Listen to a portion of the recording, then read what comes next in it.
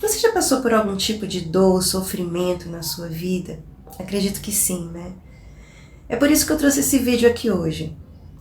Porque é muito importante, principalmente para nós que somos cristãos, compreendermos qual a perspectiva de Deus e da palavra dele, da Bíblia, acerca do sofrimento. Para que dessa forma nós possamos compreender a forma correta de agir em meio ao sofrimento e à dor. E claro que antes eu não posso deixar de agradecer mais uma vez pela sua presença aqui no canal, por cada compartilhar de vídeo, cada curtida que você deixa, que ajuda o canal a crescer, e por você caminhar junto comigo, porque você acredita nesse projeto de alcançarmos mais vidas para Deus e assim levarmos a palavra dele, para que as pessoas possam conhecê-lo quem realmente é, ele é através da sua palavra, e assim ter mais intimidade com ele, buscar mais desse Deus. O meu muito obrigada, de coração. Então, primeiramente, para melhor compreensão, nós vamos separar o sofrimento em dois tipos. O sofrimento espinhos e o sofrimento que é para crescimento. Por isso que a partir de agora você já vai entender que existem alguns sofrimentos que nós vamos poder evitar, mas outros não. Em Hebreus 5:8 nos diz que Jesus aprendeu a obediência pelas coisas que sofreu.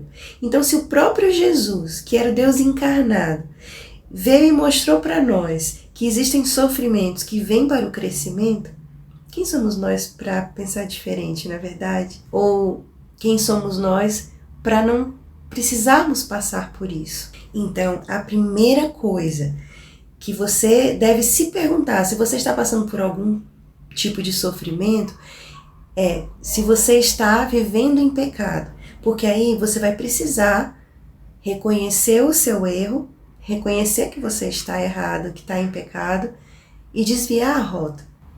Pois a própria Bíblia nos diz que o salário do pecado é a morte, não é verdade? Então, nós não temos como fugir das consequências dele. Eu vou aqui te dar um exemplo bem simples. Quando Deus diz que algo é pecado, por exemplo, como a glutonaria, não é porque Deus está querendo ser chato e que você não sinta o prazer de comer, por exemplo. Não, ele se preocupa em você não comer desordenadamente, porque ele sabe que aquilo vai te fazer mal, vai te causar um dano futuramente. Ele sabe que, consequentemente, isso trará dano ao nosso corpo e, consequentemente, virão as doenças que nos farão sofrer. É por isso que Deus não pode ir contra a sua palavra nem se contradizer. Ele tem princípios. Todo pecado é um alerta de Deus por conta do amor dele e cuidado com as nossas vidas. Sempre ele vai nos direcionar para o que é certo, mas as escolhas somos nós que teremos que fazer.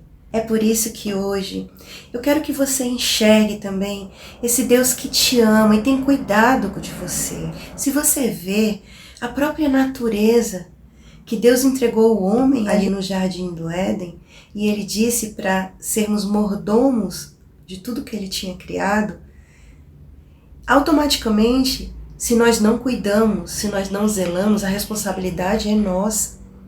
Então, o que acontece com a natureza, quando começam a vir tragédias, né? Como tem acontecido, as pessoas perguntam, onde está Deus? Ou então acham que Deus é que está jogando as catástrofes no mundo, as coisas ruins, e não é. Isso foi uma escolha nossa. Nós escolhemos não zelar e sermos bons mordomos do que ele nos deu. E aí a consequência é o sofrimento pelas tragédias. Porque a natureza vai respondendo aquilo que ela sofreu. Eu queria muito saber quem criou essa imagem de Deus, de um pai carrasco e vingativo. Você sabe? Porque se você sabe, me conta aqui nos comentários que eu terei alegria em saber. Porque o Pai que eu conheço, o Deus que eu conheço, que eu converso diariamente, que eu tenho comunhão diária, é um Deus de um imenso amor, um amor insondável. E eu quero aproveitar e te encorajar, depois desse vídeo, Dá uma passadinha numa playlist que eu tenho de vídeos aqui sobre intimidade com Deus, onde eu falo também sobre a grandeza desse amor de Deus. E você vai passar a sentir desejo cada vez mais de buscá-lo, de estar cada vez mais perto desse Deus de amor. E para facilitar para você, eu vou deixar aqui na descrição do vídeo o link direto para essa playlist. Mas não deixe de assistir. E depois me contar o que achou, tá bom? Agora, por outro lado, se você está caminhando em obediência com Deus e ainda assim tem passado por algum tipo de sofrimento, é porque Deus está permitindo que você passe por isso por algum motivo que você vai entender lá na frente, para o seu crescimento ou amadurecimento. E aí, isso já é um motivo para você enxergar o sofrimento que você está passando com outra perspectiva. Em Jó 5,17, depois você dá uma olhada lá, diz: como é feliz aquele que Deus corrige. Não despreze, portanto, a disciplina do Todo-Poderoso. Se você parar para pensar, quando o povo estava no deserto ali em direção à terra prometida, Deus poderia muito bem ter criado um atalho e colocado eles imediatamente para chegarem mais rápido ali, né, onde eles precisavam chegar. Mas Deus não é um Deus de atalho. Ele quer trabalhar na nossa vida, no nosso interior, para que quando nós cheguemos lá onde a gente precisa chegar, a gente esteja maduro o suficiente para ser bênção na vida daquele povo que vai estar lá. Então, se a gente enxergar o sofrimento que a gente está passando como algo que Deus tem um propósito naquilo e está nos preparando para algo, nós não chegaremos e nem passaremos o deserto todo pedindo: Deus, me tira daqui, me tira daqui. Não. A gente vai estar mudando o foco da pergunta e dizendo: Deus, para que eu estou aqui? Para que? Aonde o Senhor quer me conduzir com isso? O que o Senhor quer fazer através disso na minha vida? Eu acredito que você já conhece a história de José do Egito. Ainda moço, Deus deu um sonho para ele. E nesse sonho, Deus mostrava que ele seria grande, que ele reinaria e que todos se prostrariam diante deles. E isso causou ira aos seus irmãos, né? E o engraçado, o estranho, é que depois desse sonho, tudo começou a acontecer o contrário do que aquele sonho estava dizendo para ele, né? Ele não entendeu o sonho, mas a vida dele parece que deu um nó ali, né? Ele foi jogado ali no poço, foi vendido como escravo pelos seus irmãos e tudo parecia estar caindo, afundando, até que ele realmente caiu numa prisão. Totalmente contrário ao sonho que ele tinha recebido. Quer dizer, todos tentaram matá-lo, depois seus irmãos, depois Potifar, e depois na prisão todos se esqueceram dele. Mas Deus via todas as coisas. O Criador de todas as coisas não havia esquecido dele, pois tinha o escolhido para coisas grandes, mesmo que tudo tivesse parecendo contrário. Preste atenção nisso. José enxergava que estava afundando, mas tudo que ele precisou aprender, ele aprendeu enquanto estava afundando, para o que estava por vir na vida dele. José se enxergava afundando, mas Deus enxergava ele da forma correta. José se via afundando, mas Deus via ele subindo. E olha só, depois de tudo aquilo que aconteceu na vida de José, que ele chegou onde ele tinha que chegar, lá no topo, os irmãos dele se prostraram diante dele, como num sonho, né? E aí ele disse: não tenham medo, Gênesis 50, 20, tá? Eu tô lendo aqui a partir do 19, não tenham medo, estaria eu no lugar de Deus? E aí no 20 ele fala: vocês planejaram o mal contra mim, mas Deus o tornou em bem, para que hoje fosse preservada a vida de muitos. Deus tinha um plano e um propósito em tudo aquilo para chegar aqui. E aí as pessoas te ferem, te traem, tramam males contra a sua vida, te rejeitaram, te feriram de alguma forma. E aí você pergunta para Deus, o que está acontecendo comigo, Deus? Eu pensava que o Senhor tinha algo grande para minha vida, mas parece que tudo está acontecendo ao contrário.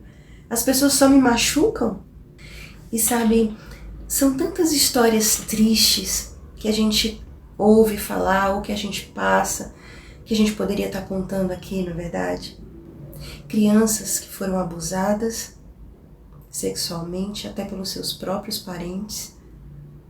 Mulheres espancadas dentro de casa pelos seus próprios maridos.